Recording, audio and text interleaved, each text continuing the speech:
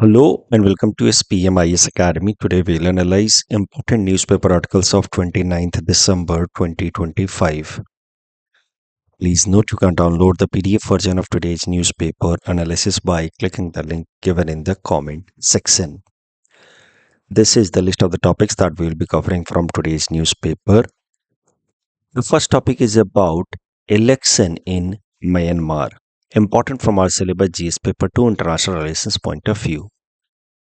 तो म्यांमार की पूरी पॉलिटिकल हिस्ट्री समझेंगे right since its independence and then we'll come to the current context और उसमें फिर इंडिया का इंटरेस्ट कैसे अलाइंड है उसको हम लोग देखेंगे।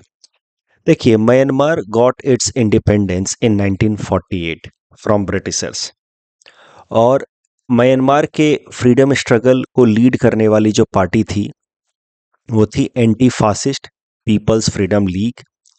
तो इसी पार्टी के leader U Nu became the head of the government after its independence. जैसे हर देश में होता है ऐसे भारत के अंदर कांग्रेस के लीडर जवाहरलाल नेहरू जी बने प्रधानमंत्री, वैसे ही वहां पे आप समझ सकते हैं जवाहरलाल नेहरू जैसा ही स्टेटस था यूनू का म्यांमार में। और U Nu and Jawaharlal Nehru also had good relations as well. तो दोनों के बीच में बॉनहोमी काफी अच्छी थी क्योंकि दोनों ही डेमोक्रेसी को सपोर्ट करते थे।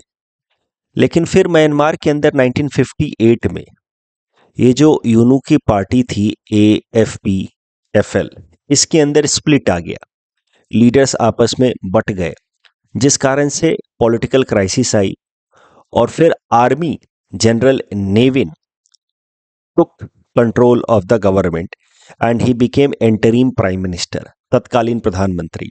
और इस तरीके से आर्मी को पहली बार कंट्रोल मिला, मिलिट्री या आर्मी को पहली बार कंट्रोल मिला in the political administration of Myanmar. और एक बार जब जिसको पावर टेस्ट करने को मिल जाता है फिर उसको उसकी आदत लग जाती है। यही हुआ म्यांमार के अंदर।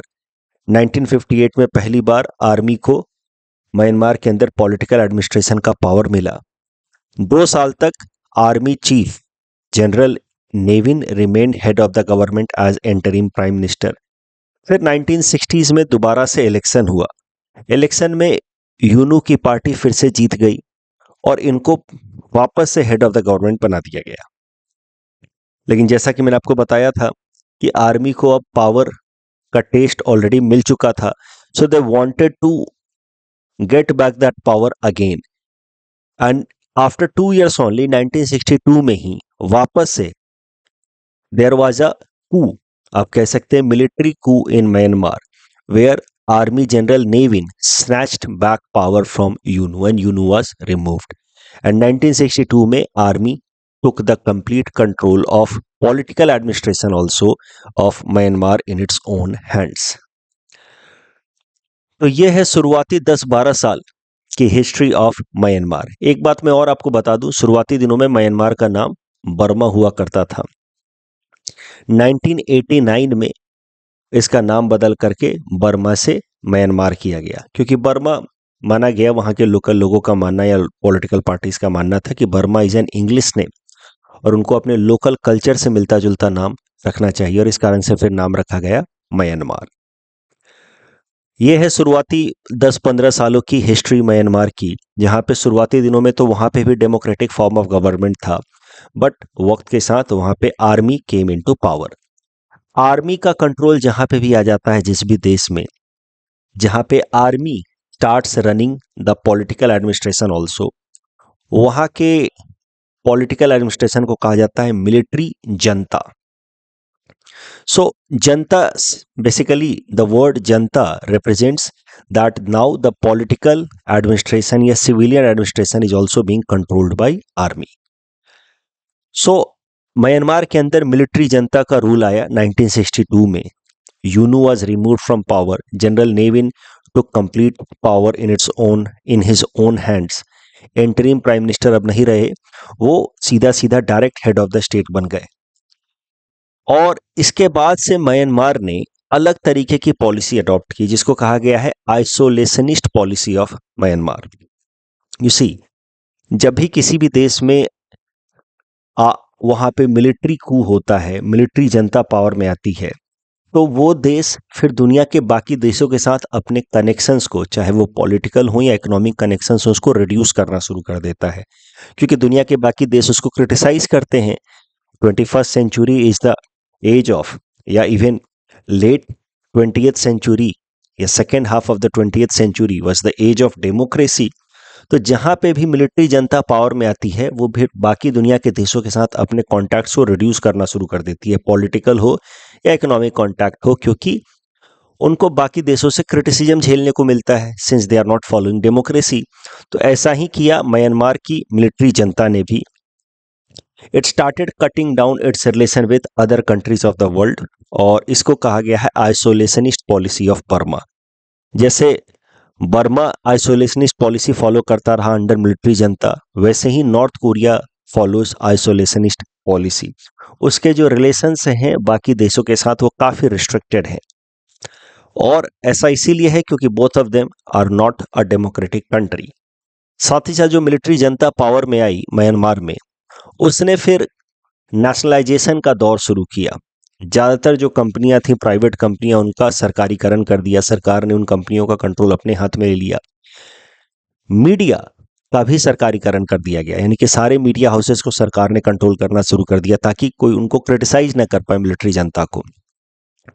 कई सारे सोशलिस्ट पॉलिसीज भी अडॉप्ट किए, जैसे free health care for all and some similar policies, benefit welfare schemes के अंतर्गत ये सब देना शुरू किया गया।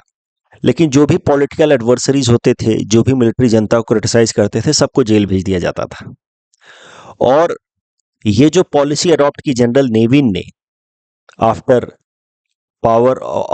मिलिट्री जनता कमिंग इनटू पावर, जहां पे उन्होंने आइसोलेशनिस्ट अप्रोच अपनाया, साथ ही साथ सोशलिस्ट पॉलिसी अडॉप्ट की, इसको नाम दिया गया Burmese way of socialism, Burma का अपना सोशलिज्म का स्टाइल।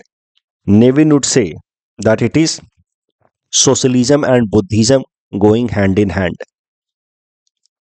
लेकिन ये जो आइसोलेशनिस्ट पॉलिसी अडॉप्ट की गई, जहां पे बर्मा ने बाकी देशों के साथ अपने रिलेशंस को कट डाउन कर दिया, उस कारण से इकोनॉमी में तो स्लो डाउन हुआ ही। जब इकोनॉमी में स्लो डाउन होना शुरू हुआ, स्लगिश इकोनॉमी हुई, तो इकोनॉमिक क्राइसिस आनी शुरू हुई, अनएम्प्लॉयमेंट, इन्फ्लेशन, और जिस कारण से लोग धीरे धीरे प्रोटेस्ट करने लगे अगेंस्ट द मिलिट्री जनता। अच्छा, ये बात तो मैंने आपको बता ही दी है कि 1989 में इस देश बर्मा का नाम बदल करके कर दिया गया म्यांमार। उसके पहले इसको बर्मा कहा जाता था। Coming back to this political history of Myanmar, तो शुरुआती 10 साल तक तो democratic form of government U Nu के अंतर्गत, फिर general Ne Win took complete control of power in his own hands and then started the rule of military जनता, जो काफी लंबे समय तक चला। नेविन के बाद बाकी military officers came to power. 1962 से लेकर के 1990 तक, 1990 तक, लगभग 3 डिकेड्स तक मिलिट्री जनता वहां पावर में रही। लेकिन 1990 से थोड़ा पहले 8 अगस्त 1988 को म्यांमार के अंदर एक रिवॉल्यूशन स्टार्ट हुआ, जो वहां के यंगस्टर्स ने स्टार्ट किया, यूथ रिवॉल्यूशन इन म्यांमार। उसको लीड किया आंग सान सूकी ने। उन्होंने एक पार्टी भी बनाई जिसका नाम था national league for democracy, led by आंग सान सूकी। यह रिवॉल्यूशन स्टार्ट हुआ 8 अगस्त 1988 को अगेंस्ट मिलिट्री जनता, क्योंकि मैंने आपको बताया मिलिट्री जनता के अंतर्गत आम जनता खुश नहीं थी। ये जनता और पब्लिक वाला जनता वर्ड अलग अलग है, ठीक है ना। ये military junta word, this junta represents where army is controlling civilian administration. तो common public was not happy because of economic slowdown, unemployment and inflation, and that is why a revolution started in 1988, started on 8th August 1988, and that is why this revolution is popularly known as double eight revolution, led by Aung San Suu Kyi। इस revolution का नतीजा ये हुआ कि military जनता जो है वो पूरी तरीके से दबाव में आ गई, और जो 1962 से पावर में थी मिलिट्री जनता, इसको दबाव में आकर के, क्योंकि देश के अंदर से प्रोटेस्ट हो रहा था, लीड कर रही थी आंग सान सू की, यंगस्टर जो है मिलिट्री जनता के अगेंस्ट प्रोटेस्ट कर रहे थे, फॉरेन के जो एंटिटीज हैं, चाहे यूनाइटेड नेशंस हो या दुनिया के ग्रुपिंग्स, यूरोपियन यूनियन हो, सब क्रिटिसाइज कर रहे थे military Janata rule of Myanmar को। तो नतीजा ये हुआ कि ये जो मिलिट्री जनता रूल है म्यांमार की, ये दबाव में आई, internal as well as external pressure, और इस कारण से इन्होंने फ्रेश इलेक्शंस अनाउंस किए 1990 में। तो जैसा कि मैंने आपको बताया 1962 से लेकर के 1990 तक पावर में थे, लेकिन 1988 में रिवॉल्यूशन स्टार्ट हुआ, जिस कारण से फिर इन्होंने इलेक्शंस अनाउंस किए कि ठीक है हम लोग डेमोक्रेटिक इलेक्शंस कराएंगे। इलेक्शंस हुए, नेशनल लीग ऑफ डेमोक्रेसी को, आंग सान सूकी की पार्टी को 81% वोट्स मिल गए। तो इसके हिसाब से नाउ सी या उनके पार्टी के लीडर्स को बनना चाहिए था हेड ऑफ द गवर्नमेंट, लेकिन मिलिट्री जनता ने 1990 के इलेक्शंस के रिजल्ट को मानने से इनकार कर दिया। उन्होंने आंग सान सूकी को इम्प्रिजन कर दिया, हाउस अरेस्ट कर दिया बेसिकली। और इसी कारण से because of her struggle to bring democracy in Myanmar, Aung San सूकी को 1991 में नोबेल पीस प्राइज दिया गया। 1990 से लेकर के 2015 तक military junta continued to be in power, और फिर इस दौरान भी अलग अलग प्लेटफॉर्म्स पे, चाहे यूनाइटेड नेशंस हो, यूरोपियन यूनियन हो, इंटरनेशनल लेबर ऑर्गेनाइजेशन हो, ह्यूमन राइट्स कमीशन हो, हर जगह मिलिट्री जनता की रूल को क्रिटिसाइज किया गया because of its human rights abuses. क्योंकि जनता प्रोटेस्ट कर रही थी, जनता पे जब प्रोटेस्ट करती है तो उसको सप्रेस करने के लिए फिर वो एट्रोसियस प्रैक्टिसेस करते थे जिसमें ह्यूमन राइट वायलेशन होता था। तो हर जगह से क्रिटिसिज्म के कारण वापस से बिकॉज ऑफ इंटेंस क्रिटिसिज्म इन्होंने कहा कि ठीक है हम इलेक्शन करवाएंगे जी, और मिलिट्री जनता ने इलेक्शंस करवाए वापस से। बिकॉज ऑफ इंटेंस क्रिटिसिज्म हम लोग वापस से डेमोक्रेटिक फॉर्म ऑफ गवर्नमेंट लाएंगे।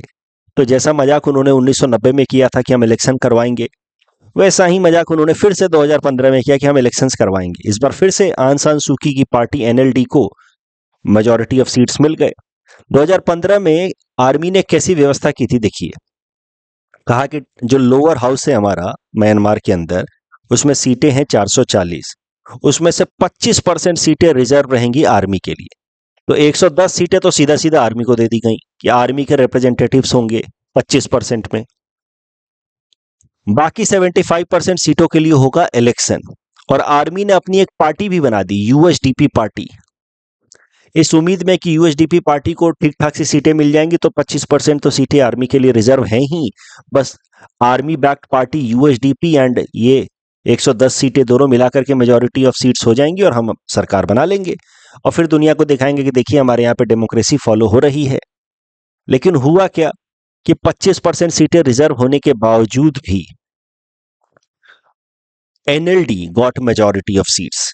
जो 2015 में इलेक्शंस हुए उसमें 440 में से नेशनल लीग ऑफ डेमोक्रेसी को 238 सीटें मिल गई। फिर से एनएलडी, आंग सान सूकी की पार्टी ने गवर्नमेंट बनाया, but Suki herself could not become the president, क्योंकि उनके हस्बैंड जो हैं वो म्यांमार के सिटीजन नहीं हैं। तो म्यांमार के संविधान के हिसाब से ऐसा कोई भी इंसान जिसका स्पाउस म्यांमारी सिटीजन ना हो वो प्रेसिडेंट नहीं बन सकता। तो उस कारण से she could not herself become the president. ये सरकार चली 5 साल। इस बार सरकार बनते ही, जैसे 1990 में इलेक्शन के बाद तुरंत ही डेमोक्रेटिकली इलेक्टेड गवर्नमेंट को बनने नहीं दिया था मिलिट्री जनता ने, ऐसा नहीं किया उन्होंने। 1990 वाली काम 2015 में नहीं किए। 2015 में सरकार बनी, but head of the state यानी कि प्रेसिडेंट वाज नॉट आंग San Suki, somebody else from her party national league of democracy. ये सरकार चली 5 साल, 2015 से 2020। फिर 2020 के अंत में इलेक्शन हुआ। इलेक्शन में फिर से एनएलडी को मेजॉरिटी मिल गया, यानी कि अब 2021 से लेकर के 2026 तक वापस से एनएलडी को पावर में रहना था। लेकिन 2020 के इलेक्शंस के बाद मिलिट्री जनता ने कहा कि नो, हमें लगता है कि इस इलेक्शन में रिगिंग हुई है। ये जो नंबर ऑफ सीट्स दिख रही हैं इलेक्शंस में, ये गलत हैं, क्योंकि वोट की चोरी हुई है। और ये सब एलिगेशन लगा करके मिलिट्री जनता ने वापस से 2021 फरवरी में पूरा सिविलियन एडमिनिस्ट्रेशन का कंट्रोल अपने हाथ में ले लिया। तो सरल भाषा में कहें तो बस 5 या 6 साल के लिए बीच में डेमोक्रेसी रही। अदरवाइज 1962 से लेकर के 2015 तक तो वहां पे मिलिट्री जनता का रूल था। 2015 से 20 तक आप कह सकते हैं कि एक बार के लिए for brief stint democratic form of government under NLD came to power. फिर से 2021 में military Janata came to power और तब से मिलिट्री जनता जो है वो पावर में है म्यांमार के अंदर। अब फिर से हर जगह से क्रिटिसिज्म हो रहा है, तो मिलिट्री जनता ने अनाउंस किया है कि हम इलेक्शन करवाएंगे म्यांमार में। 3 फेजेज में इलेक्शन होगा। पहला फेज का इलेक्शन कल शुरू हो गया 28 दिसंबर को, लेकिन दुनिया भर के सारे देश इस इलेक्शन को मजाक समझ रहे हैं। They have viewed this election as a sham because it lacks legitimacy and fairness. पूरा का पूरा जो इलेक्शन है आर्मी कंट्रोल के अंतर्गत हो रहा है, तो जो पार्टी जीत करके भी आएगी जनरली वो यूएसडीपी ही होगी, ऐसा ही होगा। और अगर मान लीजिए कि एनएलडी या कोई और पार्टी जीत भी जाती है तो फिर किसी ना किसी तरीके से उनको सरकार बनाने से रोक दिया जाएगा। That is why this entire process is being considered as sham, lacking legitimacy and fairness. Yet Myanmar is conducting election after 5 years, hold first general election after 5 years as criticism of military rule mounts. यही है news. Bharat की अगर बात की जाए तो जैसा कि मैंने आपको बताया, यूनू के टाइम में भारत और म्यांमार के रिलेशंस बहुत अच्छे थे, क्योंकि India also supported the idea of democracy and U Nu also favoured democratic form of government. तो नेहरू जी के टाइम में यूनू और नेहरू के बीच के रिलेशंस बहुत अच्छे थे। फिर जब जनरल नेविन केम टू पावर, वहां पे मिलिट्री कू हो गया, तो भारत के म्यांमार के साथ संबंध थोड़े से खराब हो गए थे, स्ट्रेंड हो गए थे। लेकिन 1990s तक इंडिया का जो फॉरेन पॉलिसी मेकिंग है उसमें थोड़ा सा हमने प्रैग्मेटिज्म अप्रोच को फॉलो करना शुरू कर दिया। प्रैग्मेटिज्म मतलब अपने नेशनल इंटरेस्ट को ज्यादा इंपॉर्टेंस हमने देना शुरू कर दिया, rather than giving importance to values like democracy या ह्यूमन राइट्स। वो भी इंपॉर्टेंट हैं, लेकिन नेशनल इंटरेस्ट भी इंपॉर्टेंट है। दोनों को हमने बैलेंस करना शुरू कर दिया।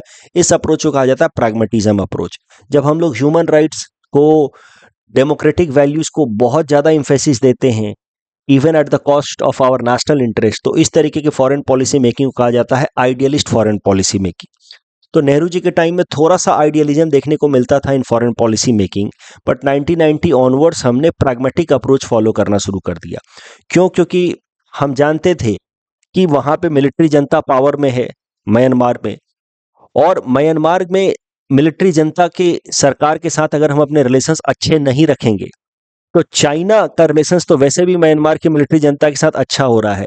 चाइना म्यांमार के साथ मिलकर के नॉर्थ ईस्ट के अंदर इंसर्जेंसी को और प्रोवोक कर सकता है, जिससे नॉर्थ ईस्टर्न स्टेट्स के अंदर सिक्योरिटी कंसर्न्स बढ़ सकते हैं।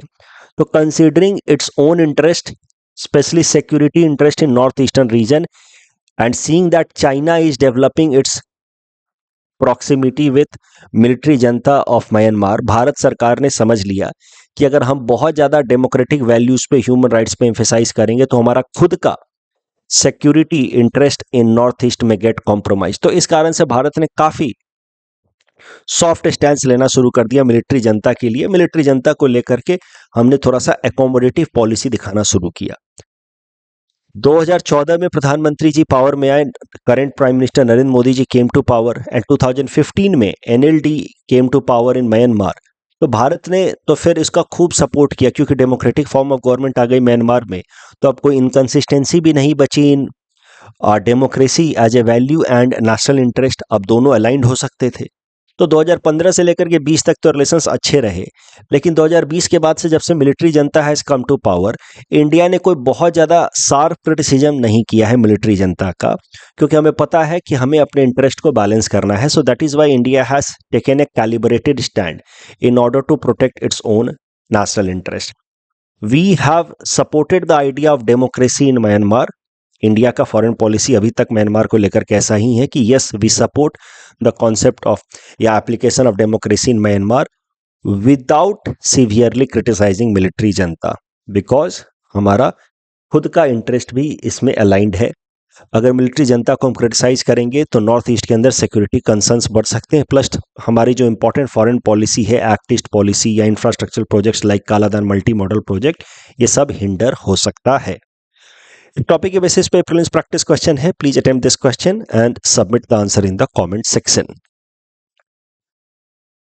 Next topic is about discrimination against people from North East India. This topic is important from our syllabus GS paper 2 governance point of view. देखिए, करंट न्यूज देखते हैं। Angel Chakma नाम के एक MBA student was stabbed to death in Dehradun. Actually, he was stabbed 17 days back, but after treatment of 17 days, he developed some criticalities and he succumbed to his injuries. तो 17 दिन पुराना incident है। उस time में उनको stab कर दिया गया था देहरादून में। He was a bright student, उनका प्लेसमेंट भी हो गया था इन सम फ्रेंच कंपनी। तो जैसा कि मैंने आपको बताया 9 दिसंबर को ये इंसिडेंट हुआ देहरादून में। वहां पे हुआ क्या कि 5-6 जो लोग थे वहां के लोकलाइट्स होंगे, उन्होंने कुछ रेशियल रिमार्क्स कहे for angel Chakma and his brother. वो दोनों एक साथ थे, इनके छोटे भाई और ये एक साथ थे, कहीं बैठे हुए थे देहरादून में। इनके अगेंस्ट रेशियल रिमार्क्स जैसे कि इनको चाइनीज बुलाया गया, मोमो बोला गया, जिस कारण से फिर एक ऑल्टरकेशन शुरू हुआ, जिसके बाद ही was stabbed and he succumbed to that injury 17 days letter.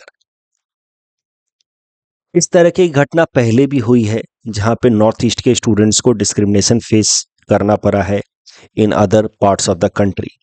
एक इस तरह की घटना हुई थी 2014 में, जहां पे एक अरुणाचल प्रदेश के स्टूडेंट थे Nido Tania. He was mocked for his hair style. उसके बाद एक कन्फ्लिक्ट शुरू हुआ जिसमें ही वॉज किल्ड।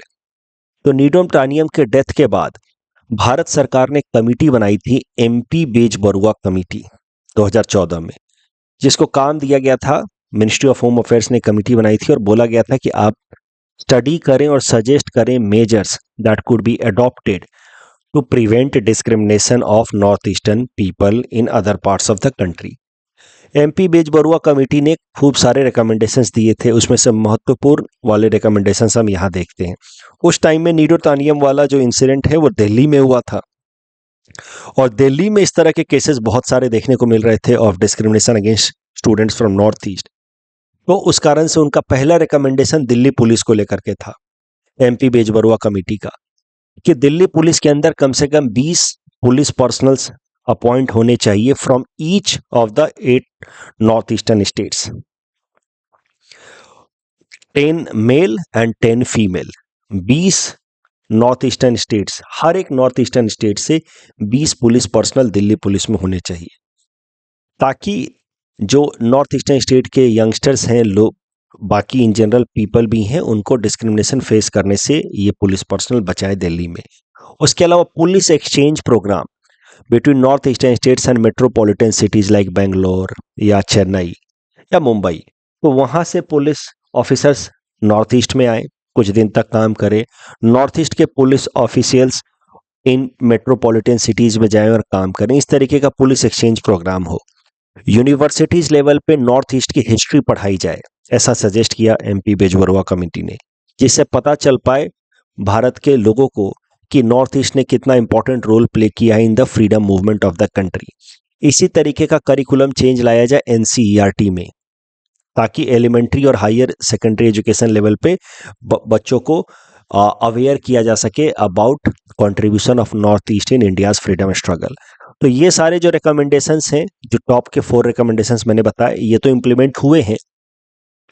एक और रिकमेंडेशन था बेज बरुआ कमेटी का, वो था कि आईपीसी के अंदर 2 नए सेक्शंस इंसर्ट किए जाए, section 153C and 509A, mainly to deal with discrimination against people of north eastern India. ये रिकमेंडेशन को लेकिन इंप्लीमेंट नहीं किया गया, सेक्शन 153C एंड 509A को इंप्लीमेंट नहीं किया गया। इस पे खूब चर्चा हुई लेकिन इट वाज नॉट इम्प्लीमेंटेड। उसके अलावा और भी कुछ सजेशंस थे। विक्टिम रिलीफ फंड बनाया जाना चाहिए, स्पोर्ट्स प्रमोशन इन नॉर्थ ईस्ट करना चाहिए, जिससे भारत के लोग नॉर्थ ईस्ट में तो आए स्पोर्ट्स को अटेंड करने, स्पोर्ट्स सेरेमनीज को अटेंड करने, जिससे फिर नॉर्थ ईस्ट के बारे में बाकी स्टेट्स के लोगों का अवेयरनेस बढ़े। तो इसी कारण से तो आप देख रहे हैं कि आजकल गुवाहाटी में कई सारे इंटरनेशनल क्रिकेट मैचेस कराए जा रहे हैं। तो एक तरीके से कहीं ना कहीं एमपी बेज बरुआ कमेटी के रिकमेंडेशन के हिसाब से ही ये सब एक्शंस किए जा रहे हैं। तो ये सब सजेशंस दिए गए, उस पर कुछ हद तक काम हुआ भी। आईपीसी वाला जो सजेशन है उस पर इम्प्लीमेंटेशन नहीं हुआ है, बट अभी भी हम देख रहे हैं कि कुछ हद तक जो discrimination against north eastern students है वो हो ही रहा है। इसको रोकने के लिए और भी कुछ रेडिकल स्टेप्स लेने की जरूरत है, because such kind of activities should not be allowed at all. इससे नुकसान क्या होता है जरा आप सोचिए। हमारे नॉर्थ ईस्ट के यंगस्टर्स के मन में एक sense of alienation and frustration develop होता है। इसमें से ही कुछ यंगस्टर जो हैं वो फ्रस्ट्रेट हो सकते हैं और वो इंसर्जेंट एक्टिविटीज को भी सपोर्ट कर सकते हैं, तो देश की सेफ्टी और सिक्योरिटी के लिए भी खतरा है। डिस्क्रिमिनेशन एक सोशल इशू तो है ही, एक इमोरल एक्ट तो है ही, सिक्योरिटी कंसर्न भी है।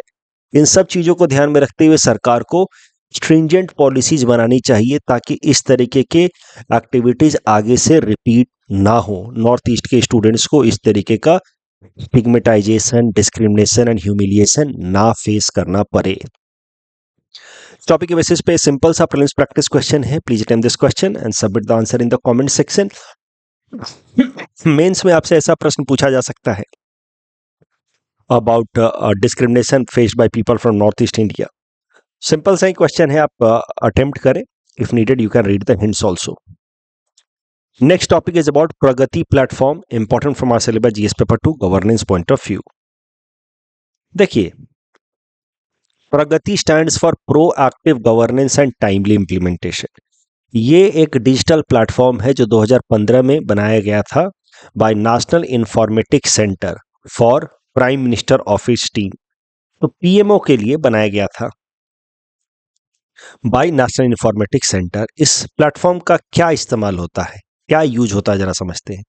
इस प्लेटफॉर्म, इस डिजिटल प्लेटफॉर्म जिसका नाम है प्रगति, इसकी मदद से प्रधानमंत्री जी भारत के जितने भी टॉप मोस्ट ब्यूरोक्रेट्स हैं, अलग अलग स्टेट्स में काम करने वाले, उनके साथ डायरेक्ट कोऑर्डिनेट करते हैं, कोरिलेट करते हैं, और भारत के अलग अलग स्टेट्स में जो भी सेंट्रल गवर्नमेंट के प्रोजेक्ट चल रहे हैं उसमें कितना प्रोग्रेस हुआ है उसको ट्रैक करते हैं खुद।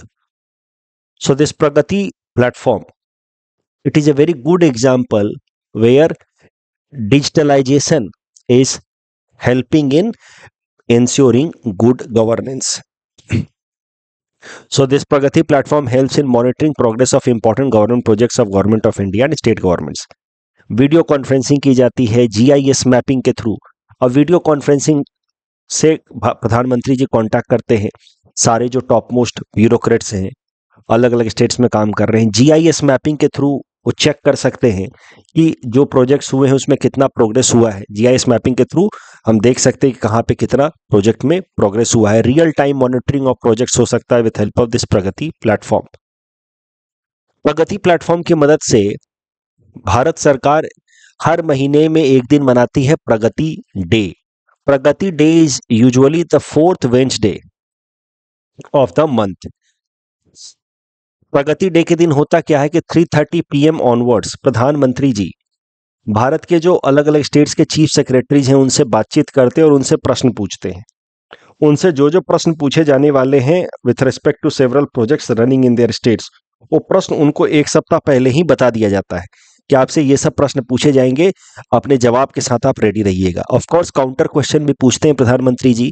तो इस तरीके से प्रगति डे जनरली हर महीने में एक बार मनाया जाता है ताकि एक अकाउंटेबिलिटी इंश्योर की जाए ब्यूरोक्रेट्स की towards implementation of government project. So this is a very good example of utilisation of digital platforms for ensuring good governance. Pragati day हर महीने, जैसा मैंने बोला, मनाया जाता है। अगर प्रधानमंत्री जी भारत में हैं तो, अगर विदेश दौरे में है तब तो नहीं हो पाता है। करंट न्यूज ये है कि दिल्ली में national conference of chief secretaries conduct कराई गई हाल फिलहाल में, 5th national conference of chief secretary, जिसमें भारत के सारे स्टेट्स के चीफ सेक्रेटरीज को बुलाया गया, उनको एड्रेस किया प्रधानमंत्री जी ने। प्रधानमंत्री जी ने इस national conference of chief secretaries को कंडक्ट करने के दौरान कहा कि ये जो प्रगति प्लेटफॉर्म प्राइम मिनिस्टर ऑफिस के लिए डेवलप किया गया है, ऐसा प्लेटफॉर्म अलग अलग स्टेट्स में भी होना चाहिए ताकि वहां के चीफ मिनिस्टर फिर स्टेट के अंदर जो भी इंपॉर्टेंट प्रोजेक्ट्स चल रहे हैं उसके ऊपर नजर रख पाए और इंश्योर करा पाए कि वो प्रोजेक्ट्स जो हैं वो टाइमली कंप्लीट हो रहे हैं या नहीं। तो यही सजेस्ट किया प्रधानमंत्री जी ने। ये आप देख सकते हैं ये न्यूज कि रेप्लिकेट प्रगति मॉडल या Pragati platform in the states as well. This is what PM Modi suggested in 2 days chief secretaries conference. Topic के बेसिस पे प्रीलिम्स प्रैक्टिस क्वेश्चन है। Please attempt this question and submit the answer in the comment section. Next topic is about resource curse effect and major oil producing and reserve countries. देखिए ये topic Venezuela के ऊपर है कि Venezuela में oil reserves इतना ज़्यादा है फिर भी वेनेजुला एक पुअर इकोनॉमी है। अब वेनेजुला सिविल सर्विसेज की तो हम तैयारी कर नहीं रहे कि ये आर्टिकल को पूरा डिटेल में पढ़ेंगे, लेकिन इस आर्टिकल में जो इंपॉर्टेंट फैक्चुअल चीज़ें हैं वो हम लोग देख लेते हैं, प्रिलिम्स पर्सपेक्टिव से इंपॉर्टेंट हो सकता है। सबसे पहले एक मोटी सी बात समझ लीजिए, the concept of resource curse effect. Resource curse effect in economics is also known as paradox of plenty या प्रॉब्लम ऑफ प्लेंटी। ये जो इफेक्ट है या ये जो फिनोमिना है, इसमें क्या देखने को मिलता है कि those countries who are rich in natural resources like oil, gas, natural minerals, उनमें ये नेचुरल रिसोर्सेज बहुत ज़्यादा हैं, येट उनका इकोनॉमिक ग्रोथ काफ़ी कम है। उनके देश में करप्शन के केसेस ज़्यादा देखने को मिल रहे हैं, पॉलिटिकल इंस्टेबिलिटी ज़्यादा देखने को मिल रहा है। इस फिनोमिना को कहा जाता है प्रॉब्लम ऑफ प्लेंटी या रिसोर्स कर्स, कि रिसोर्स ज़्यादा है फिर भी आप बैकवर्ड है। ऐसा इसलिए हो जाता है कभी कभार क्योंकि ये देश की इकोनॉमी वन डायमेंशनल होने लगती है। जब आपके देश में कोई एक रिसोर्स बहुत ज़्यादा हो तो आप उसी रिसोर्स के डायरेक्शन में ज़्यादा फोकस करते हैं, और फिर होता क्या है कि बाकी सारे एरियाज में इकोनॉमिक डेवलपमेंट जो है सफ़र करने लगता है। Over dependence on one particular sector, over dependence on single export, and that leads to vulnerability. जैसे वेनेजुला की बात कर ली जाए इस एग्जाम्पल में, वेनेजुला के अंदर दुनिया का सबसे ज़्यादा क्रूड ऑयल रिजर्व्स है, and Venezuela heavily relies on production and export of crude oil. तो इस कारण से बाकी सेक्टर्स का उतना डेवलपमेंट हुआ ही नहीं। और अब जब इंटरनेशनल मार्केट में क्रूड ऑयल में डिसरप्शन आया है, यूएस ज़्यादा से ज़्यादा shale gas and oil produce कर रहा है, तो इंटरनेशनल मार्केट में वेनेजुला compete नहीं कर पा रहा है, और नतीजा यह है कि वेनेजुला की इकोनॉमी जो है वो क्राइसिस फेस कर रही है। So this is known as resource curse effect. आपके देश में अगर किसी पर्टिकुलर तरीके का रिसोर्स बहुत ज़्यादा है तो ऐसा भी हो सकता है कि उसका फायदा होने के बजाय आपकी इकोनॉमी को नुकसान होने लगे। It is known as problem of plenty या पैराडॉक्स ऑफ प्लेंटी।